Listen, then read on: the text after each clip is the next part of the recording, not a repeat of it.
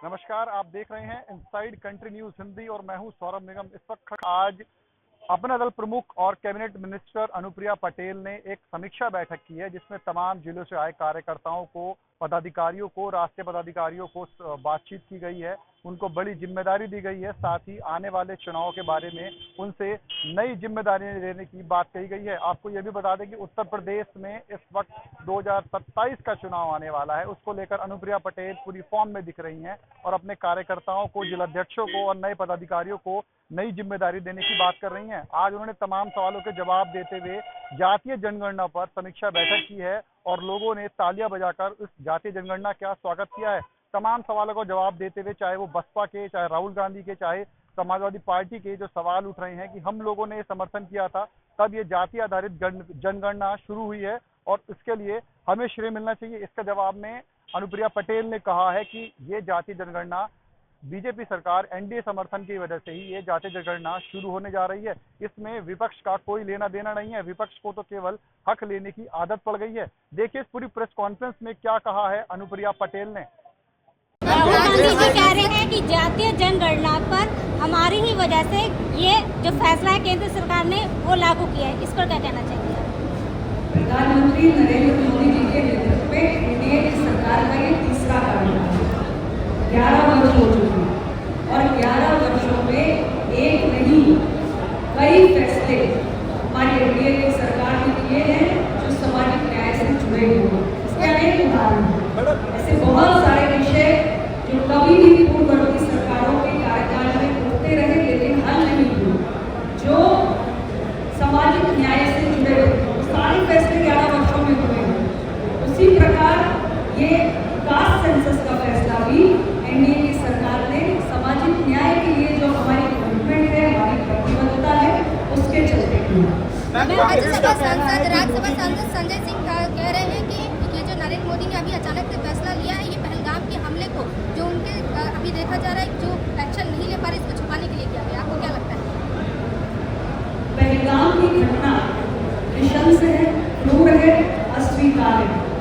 प्रधानमंत्री नरेंद्र मोदी जी के नेतृत्व वाली सरकार है और आतंकवाद के प्रति हमारी जीरो टॉलरेंस की पॉलिसी है और देश किसी कीमत पर किसी आतंकी घटना को स्वीकार नहीं करेगा। हमारी सरकार बहुत कड़ाई से आतंकियों को और उनके सरपरस्तों को मुंहतोड़ जवाब देगी। समीक्षा बैठक है, इसका मासिक स्तर पे नियमित रूप से आयोजन होता है।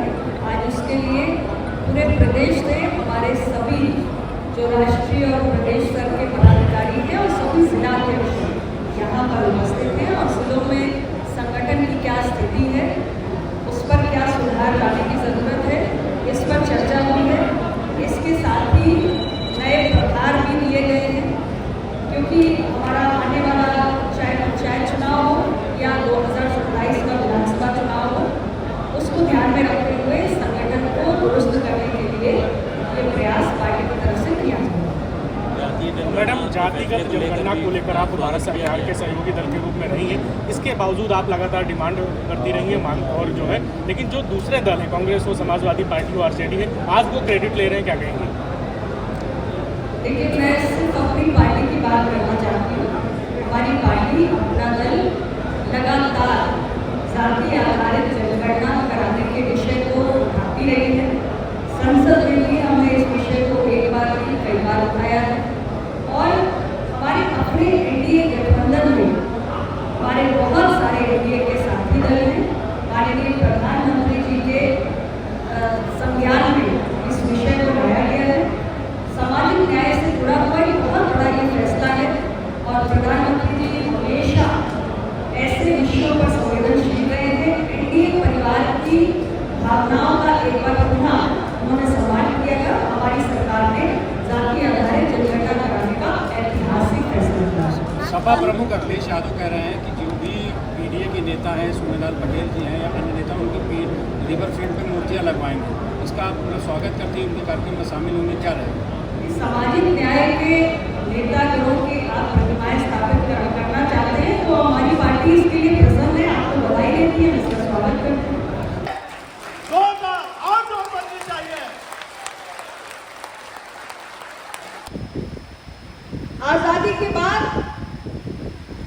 पहली बार जब जनगणना का कार्य हमारे निर्देशों का पालन अन्य पार्टियों की तुलना में मजबूती से करते हुए हमारे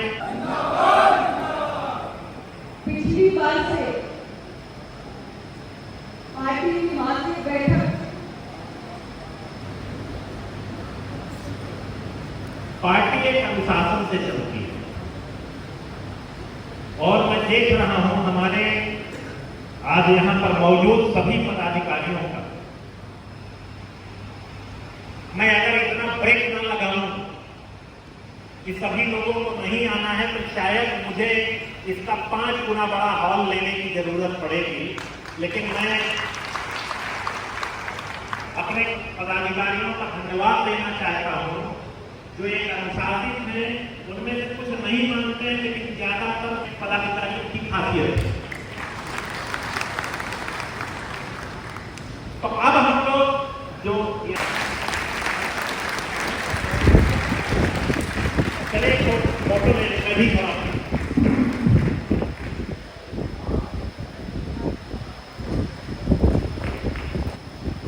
जिसका अपना दल ऐसे एक अभिन्न अंग है और एक लंबा रिश्ता एनडीए के घटक के रूप में हमारा बना हुआ है और इस यात्रा में हमारी पार्टी के एजेंडा के अनुरूप एक एक करके प्रधानमंत्री श्री नरेंद्र मोदी जी के नेतृत्व में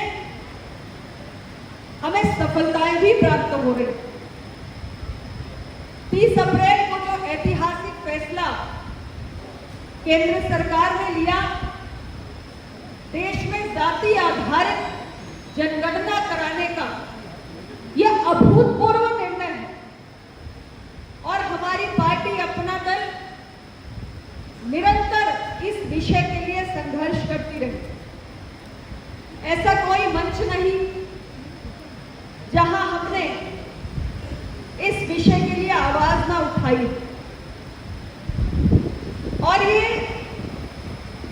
एक बहुत गंभीर